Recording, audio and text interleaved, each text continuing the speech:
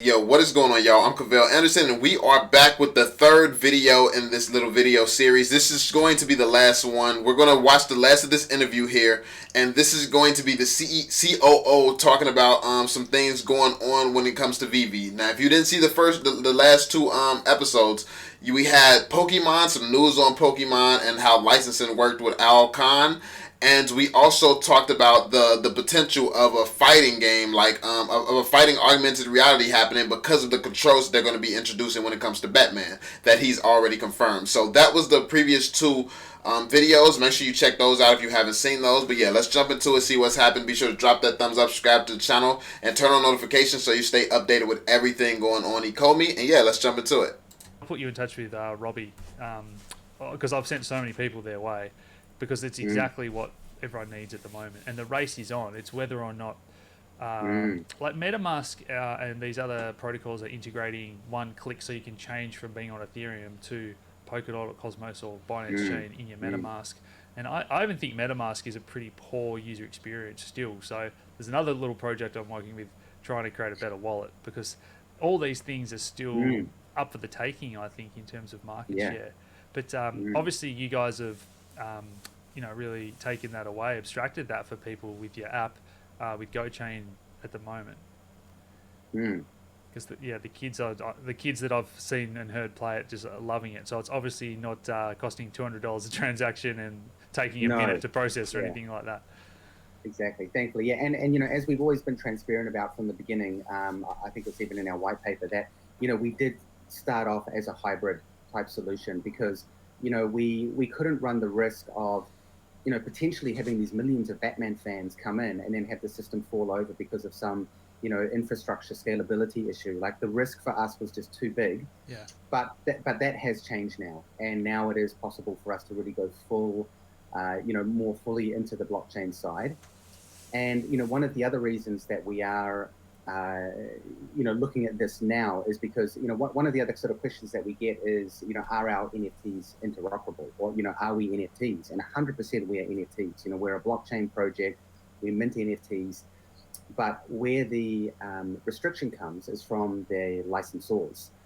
So which is one thing to appreciate. I remember in the early days when we were talking with licensors, everything was going really, really well, and they would be saying, like, yeah, it's on blockchain, and they're like, whoa, blockchain, isn't that Bitcoin scam? And then it was sort of like, what we realized very quickly, like, you cannot bring up blockchain around, back then, like a year and a half ago. So, we eventually coaxed the licensors into it, and to be honest, Dave, my business partner, and I have done all the hard work getting almost all of the major licensors familiar with, this whole landscape. So anyone going to approach them now is, they've got probably a much easier job.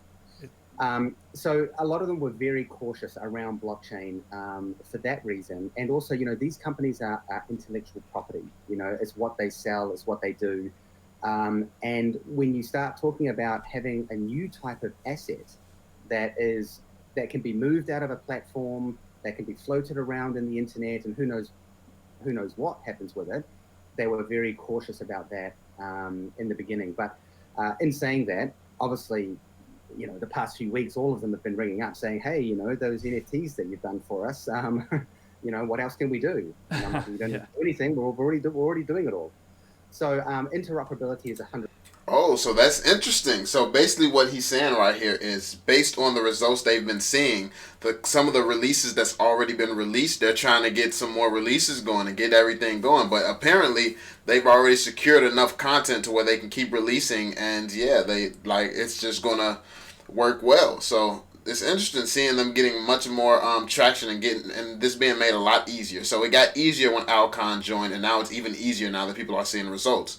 So this is great. This company is showing to be visionaries of what they're doing, and it's going to attract a lot more amazing IPs, I think. So yeah, this is great. 100% the future of our collectibles, of everyone's collectibles. So what I see is really interesting now is we're at this fork in the road where there's this huge thing of interoperability, but then there's all of these chains converging at one time, some of which, there's some bridges, some this and that, but the technology isn't really going along with what the sort of interoperable vision is. Yeah, if you know what I yeah. mean. Absolutely. So, like the bridge between Wax and Ethereum, I had to use that the other day, and again, it's not even worth doing at the moment with gas prices and NFTs. Then you've got like the secret network. Then you got Red Fox doing the bridge between Rootstock on Bitcoin and Ethereum and Wax. So yeah, it's all sort of there. But at the moment, if I wanted to take an Ecomi, like a Batman NFT from GoChain into Decentraland, into my headquarters, I can't do that because it's a different metaverse that's not yet interoperable. But in future, maybe it will be, or you guys can upgrade your smart contracts and switch to the Ethereum chain or a compatible chain. So that's the kind of options. Yeah, or one of the options we were even talking about this morning is that maybe there's just there could be some kind of swap. Maybe I send in my ERC721, I send it in, it gets locked up in the smart contract, and it issues me a flow NFT, and then I can go and use it over there. Or so it's very interesting to see where it's going to go. And for us, it's about, I think, choosing the partner that we believe is going to be here for the long run, like we are. So that would be like, you might have heard atomic swaps, or like a wrapped Bitcoin. You might have a wrapped Batman or something like that. Yeah, that's exactly what I mean. Yeah, I mean, we've got our wrapped Omi coming out for our Uniswap listing. And it's basically the same kind of thing. The Omi gets parked in the smart contract until the wrapped one comes back in. So maybe that's the future. Oh, so you've got a Uniswap. Okay, cool. That's awesome. That's what you need at the moment to get involved in that world, because I take it that GoChain wouldn't have a lot of liquidity or dexes or depth or that sort of thing, so you need that for sure. We got a truck outside the house. Yeah, they do have the services, but they're I think they're just a smaller player, so the traffic is significantly lower. And if you're going to play in today's field, it's Uniswap, SushiSwap, like that's where you need to be. Absolutely. Just rewinding a little bit to what you were describing before, the idea of like multiplayer games. So as we're seeing like cities get more crowded and people have smaller living spaces in a lot of these cities in Asia, for example, everyone lives in these little units. Now the kids can have the phone or the iPad and have their like helicopter going around the lounge room or car doing burnouts, but it's all just like digitally on the screen rather than in real life. And then you can battle your friend, and the helicopters are shooting each other, but it's all just like augmented rather than in the real world. So that's awesome. Like, I'd love to be a kid again and have all these possibilities.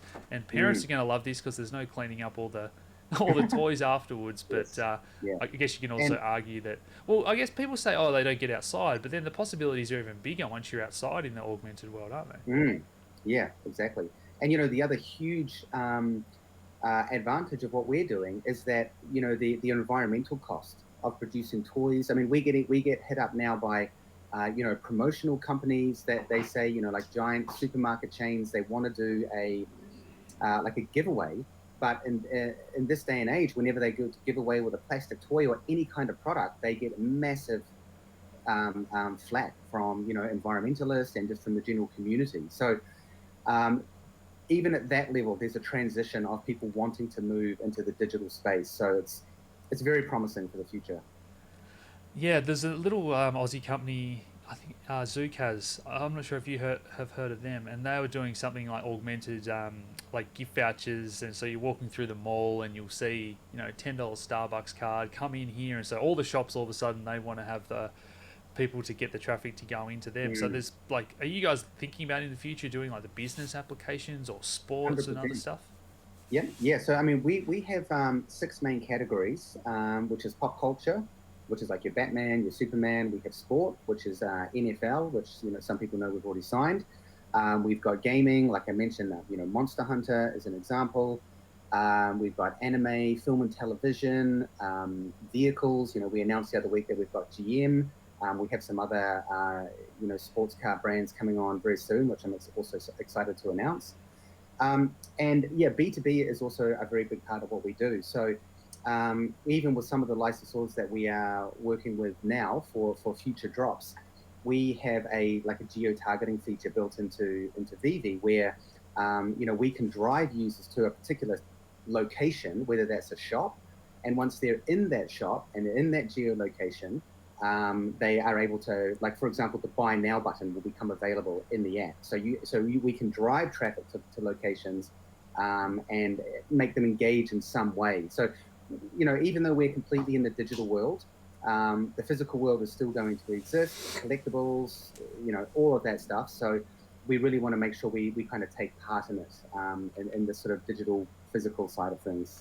That's amazing. So basically what they are confirming is the technology to do what basically Pokemon Go has did, where you go in different areas, you can get different types of Pokemon and things like that. But they're saying it in a sense, since they're not speaking on game, and they're saying it in a sense where it's like, oh, you walk into the GameStop, we're partnered with this GameStop. You walk into GameStop and you can get something exclusive to whoever goes into this particular GameStop. That's actually amazing, because this opens them up to have like a Pokemon Go, but it's actual all valuable. It's valuable. Like, it's literally giving me Pokemon Go vibes right now, and this is huge. This could really be a huge competitor for Pokemon Go if they build it out the right way, if they get these features right. So I love hearing this. Absolutely. I'm not sure if you've followed it all, but Red Fox were doing something where, for example, you might go into a digital world, augmented virtual world. There's like a food court, and you look at all the different foods and go, oh, I want to have Chinese tonight. That looks good, and then you order it, and then it comes in the real world. So all those things are possible, and I just think that a lot of people that are watching this channel are hopefully familiar with all this stuff, and they've got their heads around virtual, augmented, tokens, collectibles. But a lot of people out there that are just doing the 9 to 5 have got no idea that this is coming in a massive wave. It's just the next step from computers, and we had better screens and better quality, then better streaming and connections, and now we're going to have like virtual all around us. We're going to spend so much more time, and I think the thing that I really get excited about as well is like professional applications. So a doctor might be able to perform surgery from their home or in India and be performing surgery on someone in Australia or Antarctica, and they've just got this augmented virtual world, and then in the actual location will be like the robot and the tools and whatever. So it's just going to change the way we do so many different things. It is, yeah. I mean, we're just going to go, I think I thought one about of the thing that Elon says about, Neuralink, I mean, he basically says we are already cyborgs. But the problem is our input-output right now is limited to this, and that's going to change very quickly. It's either going to come, Elon's just going to basically project it onto the back of our eyeballs, which, let's face it, it's going to happen at some point. But in between then, there's more than likely that this phone is going to become some sort of wearable device, and we're going to start seeing, there's no longer going to be those sort of restrictions of the throughput of having to deal with a phone. You're gonna get some. I want some shades, like something that reminds me of like some Cody Banks type of thing, like from when I was a kid, like some spy glasses or something. Everybody wants some spy glasses or some spy contacts, even higher level. Like, give me some contacts with it, as long as it's safe, that don't be short circuiting or nothing like that. Like, I need some waterproof ones, but give me some of those and some ones that improve your vision, or LASIK with this technology. LASIK with that, okay. Like, implanting something into my brain, like, at that point, no, I don't know about all that, but some LASIK, I can go for some LASIK with this technology in it. And when that happens, that's when we are literally living and existing. I mean, we already are living and existing in a digital world, let's face it. Everything we do is digital, but it's going to be far more apparent to us. I really believe that's the future. Yeah, I mean, if you really want to go down the rabbit hole and make the mind hurt a little bit, people argue that the computers are just ones and zeros, and then the DNA of all living things are just the 4 little letters that they're just code, and then you can say that all the the cells and neurons in our body are just little electrons, little firing. So in some way, we are just not that dissimilar. Like we have electricity or electrons, whatever way you want to think of it. So we are merging those two worlds, and it's getting very close. And I watched a TED talk even a couple of years ago now, where they've got to the point where they can put the electrodes on your brain and kind of almost know what you're looking at by what parts of the brains are firing. And it's almost like that was a dial-up quality, but that'll get better and better, and it's vice versa. So just the overlap of this world is going to be scary, and I guess it raises ethical questions, like you said. Do we want Elon implanting things in our brain that can be hacked or whatever? But man, what an exciting time to be alive. Yeah, no, 100%. Yeah, I mean, I would love to. Yeah, I'd love to be able to stay alive for 500 years, literally, just to see, what happens. Yeah. Frozen for 400, then come back, or you want to just wait it out the No, whole I'd time? probably like to experience it, be part of it. Awesome. Well, anything else that I haven't touched on or asked, Dan, that you're excited about, or just in the crypto space in general, or what you guys are doing? Um,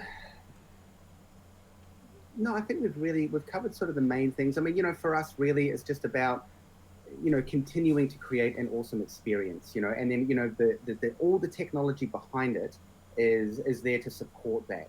That's we've always been very experience oriented rather than coming at it from a technology like, oh, hey, I've built this, this cool blockchain tech. What can we now kind of do with it? That's sort of what has happened to so many companies, and they just went by the wayside because their tech was great, but there was no application. So, we really believe that products like Owls, like NBA Top Shot, these are real world, some of the first like real world entertainment uses of blockchain that incorporate a token and then allow users to come in and it just, we're like, I often think that, some of our collectors that come in, once they start realizing, wow, this is a digital asset that I actually own. And not only that, there's this other kind of currency associated with it. I think that's really, it's really cool. And it's going to bring a lot more people into the space. Final thing we haven't really touched on that I'm really excited about as well is some of the platforms like Engine are allowing content creators to, they've got the freedom of creative expression really, and it takes down that barrier of the corporate board that decides what game they're going to make or whatever. So have you guys got anything like that where you want the users to be able to mint their own or create their own assets or anything like that, or is that a bit hard with the licensing? Well, I mean, yeah, number one, we could never do it with the licensing because, we can't just have every Tom, Dick and Harry submitting their picture of Batman and then, trying to get that signed off. It literally doesn't work like that. Yeah. However, the other thing that we also need to be careful of is that, like with these sort of tier one brands that we work with, we really are premium. And that's the area we're going to stay in. There are a lot of good tools out there and good sites out there that allow people to create and mint their own NFTs. This is amazing. That's an amazing point, and I love to hear this from him. So, while there's a lot of money to be made, there's a lot of opportunities. They know their lane, they know their value, and they're locked in with the biggest companies in the world. So yeah, while you're gonna get more traffic from artists and these artist fan base and things like that, if you allow random people to get on and create things, yeah, word of mouth will spread. But with the power of their licensing and these companies that they're working with, that's really all you need. Like, pretty much everyone in the world is a fan of one of these brands that they already have announced. Everyone in the world is a fan of at least one of the brands, and this is just the ones that they have announced. Now, let's talk about the ones we're speculating about. It's like, it's over with. So, yeah, like them being a premium brand, and they are premium. Like they have DC Comics. Marvel has been spotted inside of the Veve app. Marvel, like it's not confirmed, but we have seen it in Veve. It's like with these brands that they have, it's very, very powerful. So I like that they're not going to attempt to try something crazy like, oh, let's just do everything. Let's dip our foot in every basket. Like no, just stick to what you have. You have like you're the top quality NFT place. I like that. Because you're always going to have value because of the licensing. Yes. For people who want to do their own artworks. But however, in saying that, we will be later this year opening up a new section of the app called Artist Alley. And what we will be allowing artists to do, and I don't mean just, like my mum who's drawn a nice picture of the back paddock. They will, artists that do have some kind of following, they are premium to some degree. We'll be allowing them to come into the platform and sell their content alongside the the tier one brands, and that doesn't necessarily have to be licensed. So there are so many amazing 3D artists out there now that just create stuff that is literally out of this world, and I 100% believe people will collect it. So we want to open a channel for these guys to who create high quality stuff to bring them into our ecosystem where people can have their own showrooms, set them up, create this whole sort of virtual environment, maybe interact with them. I think that's also a big part of the future. That's huge. So he actually is going to open it up to artists, but it's got to be top tier artists, like people who could really be working for Disney and could really be working for DC and all of these other brands. So that's amazing. Knowing that like artists who are really serious about their craft, who's really that good, will still be able to work with them alongside them. That's amazing to hear. Yeah, yeah, that's fun. Yeah, Super Rare do that as well, where they, you know, the artists have to apply and sign up. So that's been fantastic, guys. I'll put all the links down below to follow the guys, download the app and have a play around with it all, and we'll have to catch up again in future, Dan. So yeah, well done on everything. And any final thoughts for people at home? Just as again, you know, thanks to all of our supporters. You know, it's been a long road to get here, and I just really hope that yeah, everyone's feeling very happy with you know, how the product is moving, how the token's moving, and just to remember, this is just the beginning. Yeah. You know, we've been out for 2 months, so yeah, stay tuned. Awesome. Okay, I hope you guys have enjoyed that one. Cheers. We'll talk again next time. All right, y'all. So there we have it. That was the end. This was amazing. We had a lot of amazing information, a lot of amazing news in this one. And the part at the end about the artists coming in and things like that, I absolutely love that. So they are going to be giving certain people a big chance here to make a name for themselves and create value for people who aren't just like big licenses and stuff. So that's amazing. Let me know what you all think in the comment section down below about this. Be sure to drop that thumbs up. Subscribe to the channel if you are new. And I'm going to catch you all on the next one. Peace out.